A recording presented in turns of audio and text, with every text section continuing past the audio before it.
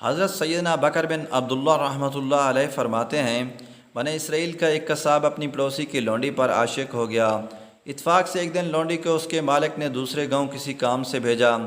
قصاب کو موقع مل گیا اور وہ بھی اس لونڈی کے پیچھے ہو لیا۔ جب لونڈی جنگل سے گزری تو اچانک قصاب نے سامنے آ کر اسے پکڑ لیا اور اسے گناہ پر آمادہ کرنے لگا۔ جب اس لونڈی نے دیکھا کہ اس قصاب کی نیت خراب ہے تو اس نے کہا، اے نوجوان، تو اس گناہ میں نہ پڑ۔ حقیقت یہ ہے کہ جتنا تو مجھ سے محبت کرتا ہے اس سے کہیں زیادہ میں تیری محبت میں گرفتار ہوں، لیکن مجھے اپنے مالک حقیقی عز و جل کا خوف اس گناہ کے ارتکاب سے روک رہا ہے۔ اس نیک سیرت اور خوف خدا عز و جل رکھنے والی لونڈی کی زبان سے نکلے ہوئے یہ الفاظ تاثیر کا تیر بن کر اس قصاب کے دل میں پیوست ہو گئے، اور اس نے کہا، جب تو اللہ پاک سے اس قدر ڈر رہی ہے تو میں اپنے پاک پروردگار عز و جل سے کیوں نہ ڈروں؟ میں بھی تو اسی مالک عز و جل کا بندہ ہوں، جا تو بے خوف ہو کر چلی جا۔ اتنا کہنے کے بعد اس قصاب نے اپنے گناہوں سے سچی توبہ کی اور واپس پلٹ گیا۔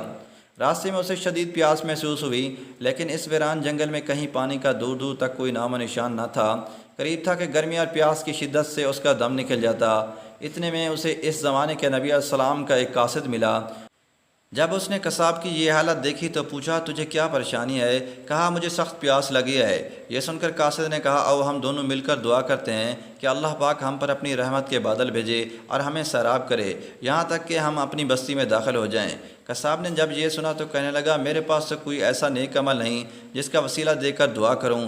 آپ نیک شخص ہیں، آپ ہی دعا فرمائیں۔ اس قاصد نے کہا، میں دعا کرتا ہوں، تم آمین کہنا۔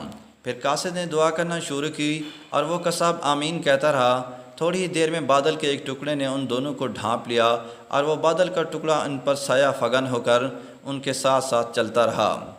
جب وہ دونوں بستی میں پہنچے تو قصاب اپنی گھر کی جانب روانہ ہوا اور وہ قاصد اپنی منزل کی طرف جانے لگا۔ بادل بھی قصاب کے ساتھ ساتھ رہا۔ جب اس قاصد نے یہ ماجرا دیکھا تو قصاب کو بلایا اور کہنے لگا، تم نے تو کہا تھا کہ میرے پاس کوئی نیکی نہیں ہے اور تم نے دعا کرنے سے انکار کر دیا تھا۔ پھر میں نے اللہ پاک سے دعا کی اور تم آمین کہتے رہے، لیکن اب حال یہ ہے کہ بادل تمہارے ساتھ ہو لیا ہے اور تمہارے سر پر سایہ فگن ہے۔ سچ سچ بتاؤ، تم نے ایسی کون سی عظیم نیکی کی ہے جس کی وجہ سے تم پر یہ خاص کرم ہوا؟ یہ سن کر قصاب نے اپنا سارا واقعہ سنایا۔ اس پر اس قاصد نے کہا، اللہ عز و جل کی بارگاہ میں گناہوں سے توبہ کرنے والوں کا جو مقام و مرتبہ ہے وہ دوسرے لوگوں کا نہیں۔ اللہ عز و جل کی ان پر رحمت ہو اور ان کے صدقے ہماری مغفرت فرمائے، آمین۔ دوستو، اس طرح کی مزید ویڈیوز کے لیے چینل کو سبسکرائب کریں تاکہ آنے والی تمام ویڈیوز آپ تک جلد سے جلد پہنچتی رہیں۔